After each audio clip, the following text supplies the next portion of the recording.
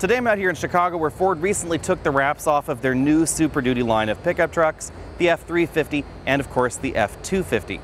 There's a lot that we know about the new SuperDuty lineup. For instance, we know that the F250 is actually going to be a little bit closer to the ground than the previous model of F250 because buyers thought that it looked a little bit odd for it to be so high off the ground. Nothing has changed in the ride height of the F350, however. But there's a lot that we don't know about the new models yet either. We don't know exactly how much power the engines are going to produce under the hood, but we know that the old gasoline V8 is gone and we have an all-new 7.3-liter V8 engine. This is going to be one of the largest displacement engines you can buy in America, and I'm really intrigued by that new gas engine.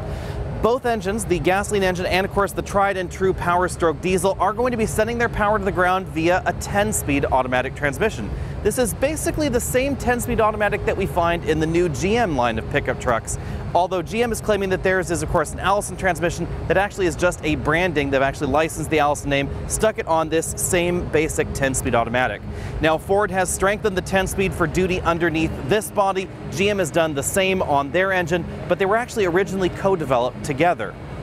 Up front, we find a design that is definitely big and bold, but I have to say I think a little bit more attractive than what we find in either the Ram pickup truck or the new GM line of pickup trucks. This definitely looks a little bit more in keeping with the F-150, and I think actually a little bit more elegant and restrained in terms of overall design. We get new LED headlamps over here, which I find quite attractive, but again, I think that this overall front-end design, although still definitely large and intimidating, is a little bit more attractive to my eye. For this model year, the general design of the cabs and of course the bed arrangements, those don't change. So we still have the same 4-door model here and the one that we're looking at, power running boards down there at the bottom, and of course still an aluminum body, which has really been the hallmark of this generation of Ford pickup trucks. The reason they're using an aluminum body is that it reduces weight, and any weight that you take out of the vehicle, you can add back in terms of payload and overall towing capacity. Now, we don't know those numbers, of course, yet either, but expect these to be definitely at the top of the category. Personally, I suspect that that's why we don't know the payload and towing numbers for the F250 and F350 yet, is that they're likely going to be higher than what we saw recently released in the new Silverado line of heavy-duty trucks.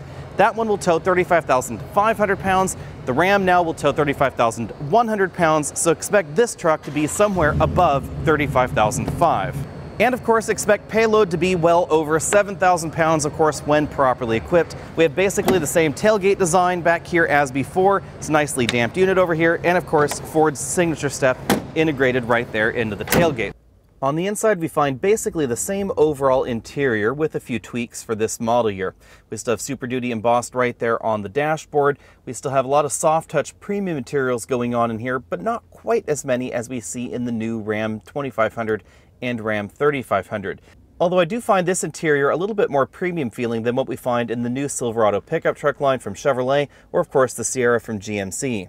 We still find Ford's large parcel LCD instrument cluster over here on the driver's side. Now this one is not turned on, of course, but we do have a larger display with a few more functions available than in that new Ram truck.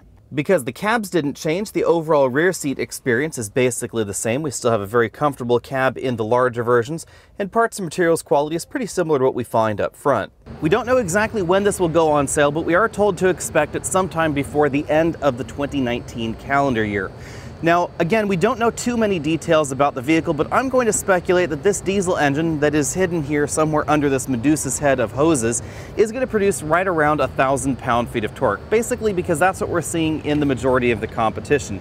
Now, as General Motors has recently proved, you don't need to have class-leading torque in order to have class-leading towing ability, but I would actually be surprised if we didn't see both of those from this new Ford pickup truck. Now, again, I am personally intrigued by the new 10-speed automatic transmission and actually the new gasoline engine as well, because this segment doesn't really have that many dedicated pickup truck designed engines in it. We of course have the Ram pickup trucks with a variant of their 6.4-liter V8 engine that's used in a variety of other vehicles, but this will be the first engine in this segment in a while that was designed specifically for the heavy-duty line of trucks.